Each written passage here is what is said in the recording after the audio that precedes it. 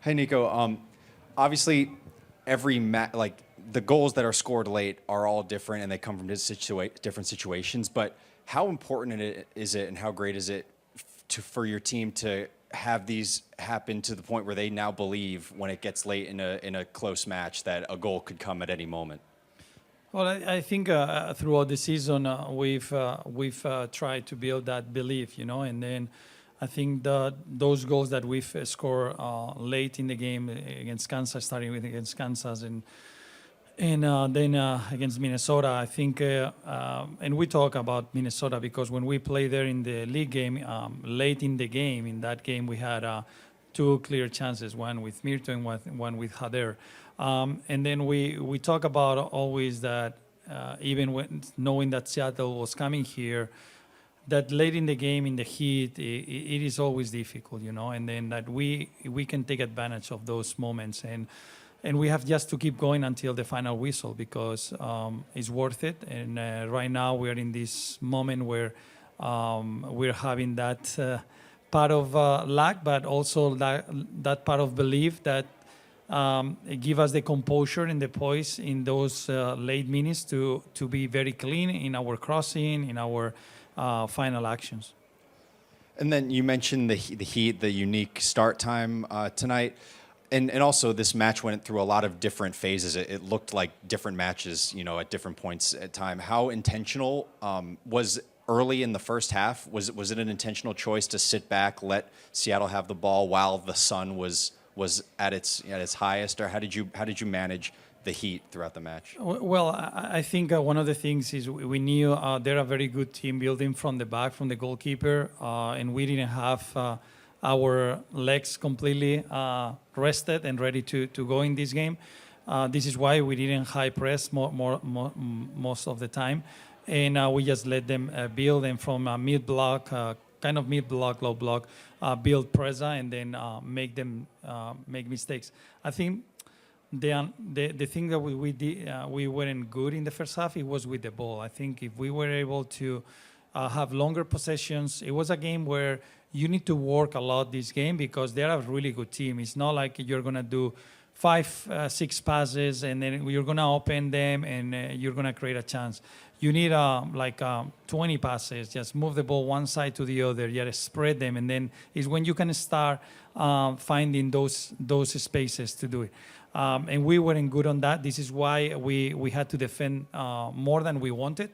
But I think in the second half, also that maybe early goal that we conceded, it helped us to have more control. And I think Seattle dropped a little bit and gave us more the ball, and it helped us to grow the game and make them tired. And then at the end of the game, we could have a couple good transitions that we didn't decide well, and a couple good good chances. One header from CJ, and then the goal. Just pass it wherever you want. Colby? I guess what's how much confidence is CJ playing with, right? I know Mirto had the goal, but his kind of diving header to get it back in front of the goal. How much confidence is CJ playing with right now? I think with a lot of confidence. I think he feels really good. He feels like he can make an impact in the game, and he's doing it. I think he's just not thinking too much, just going and execute what his role is.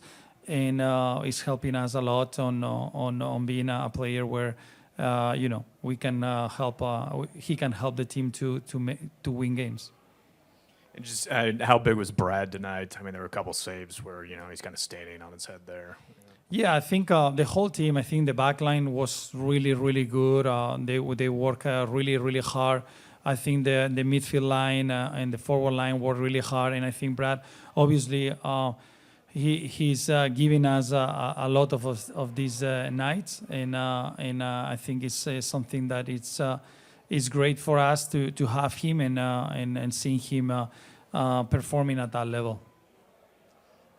Congrats on the win, Coach. The decision to play with a back five tonight, was that more about defending like what Seattle were trying to do, or do you feel like this formation kind of gets the best out of your team? Yeah, Seattle, their formation attacking is building with 3-2-5, and then they have a lot of players forward.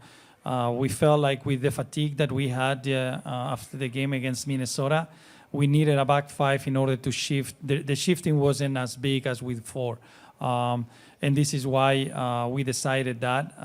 We knew also that some moments we're not going to be able to build pressure, and against Seattle, either you are able to build pressure and not let them play comfortable, or if they're going to find moments to play comfortable, you better have good defensive shape and a good distribution into that shape. And I think it worked pretty well. I think the first half we didn't allow them to create much. It was just some set pieces, but not much. In the second half, I think we felt a little bit the fatigue and start opening a little bit more the field. And they also made some substitutions that helped them to grow in the game. And we had to, battle and fight until we could be our moment. Hey, thank you. And then this match against a team like the caliber of Seattle, do you feel like this was a good test of where your team stands as we get closer to the playoffs?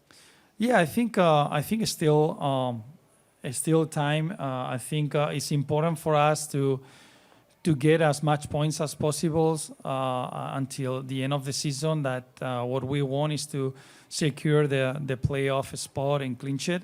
After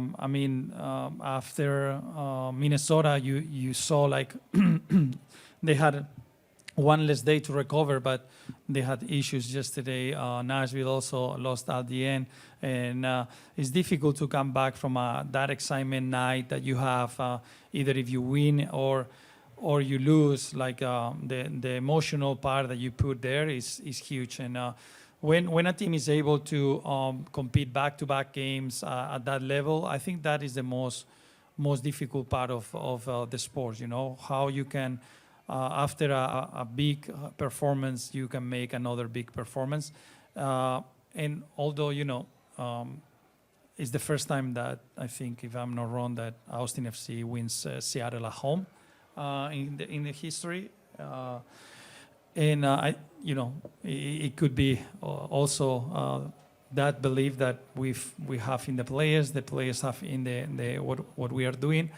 You can see in the way that they believe until the end. Hi, Nico. Congrats on the win. Thank you. Guys, looking back a month ago with the Houston game, you guys had conceded that goal and eventually tied 2-2. How important do you think that game was, and other games where maybe your team conceded and was never able to get back into it for a night like this where you guys conceded early but still pulled off the win? Throughout the season, all those experiences are important, and it's how you learn. As we always said, humans learn based on experiences, and then sometimes those experiences hurt you. But in order that it don't happen again, you push yourself and you put you in a better position that these things don't happen. I prefer also to have won that game, but it's what it is, and now we are in a position to attack and clinch the playoff, and we have a lot of things also ahead, and we just focus on RSL and use this win as a momentum that we can keep going and keep doing good things. And with CJ's form right now, kind of what do you think makes him possibly a better super sub than as a starter, or what do you think is missing for him to become that next starter on the front line? I don't think about that. I think he has a role right now, and he's executing his role. And then I think when if he has a different role, he will try to execute in the best way. Right now, his role is coming late and helping the team to win. And I think he's doing a really good job and has embraced that role really well. And we're very happy to have him and seeing him contributing for the club. Hey, Nico, congrats on the win. So 30 seconds into the second half, they score an equalizer, and about 15 minutes after that, they bring in Morris and Ferreira. And just kind of wondering what your mindset is at that point, because that, the combination of those things look pretty, kind of bleak in a way. It's a big challenge. And just, did that change your kind of sub patterns at all, or anything that you approached in that phase of the game?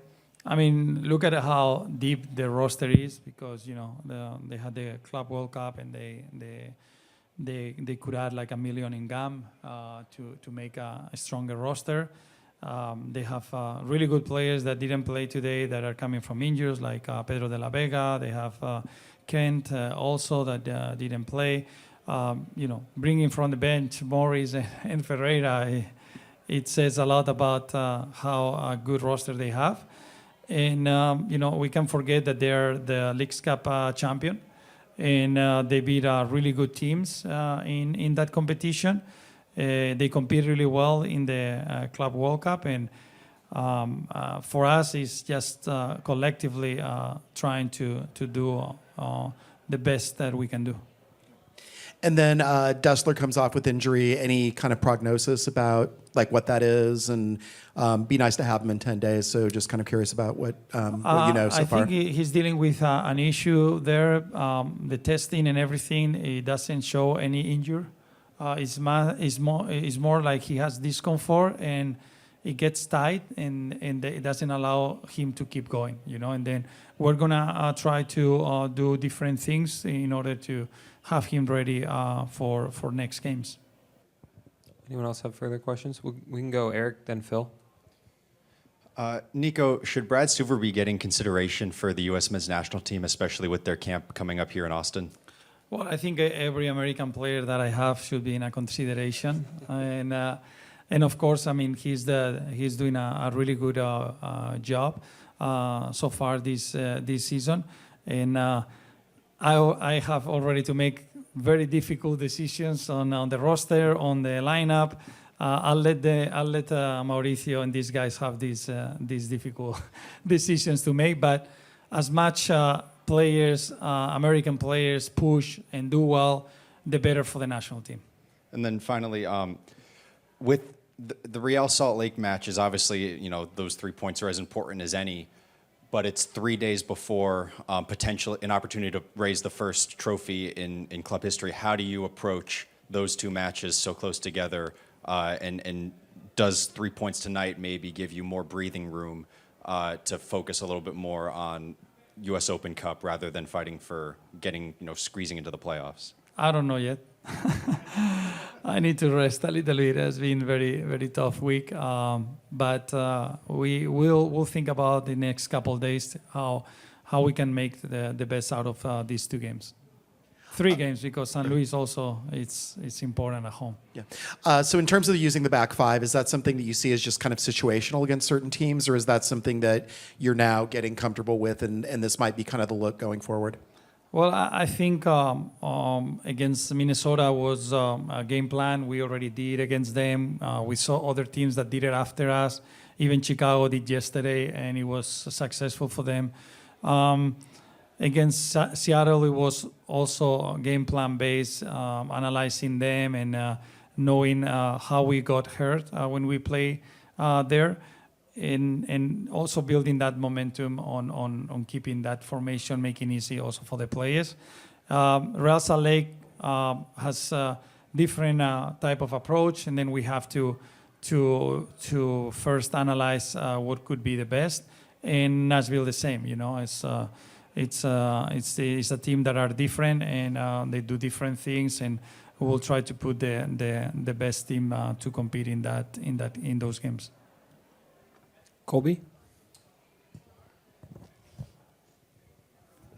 Was Biru, how's he doing? Did you just give him a night off? Was it? Yeah, he's dealing with some inflammation in the knee, and we want to make sure that he can recover well. And then I guess the last one,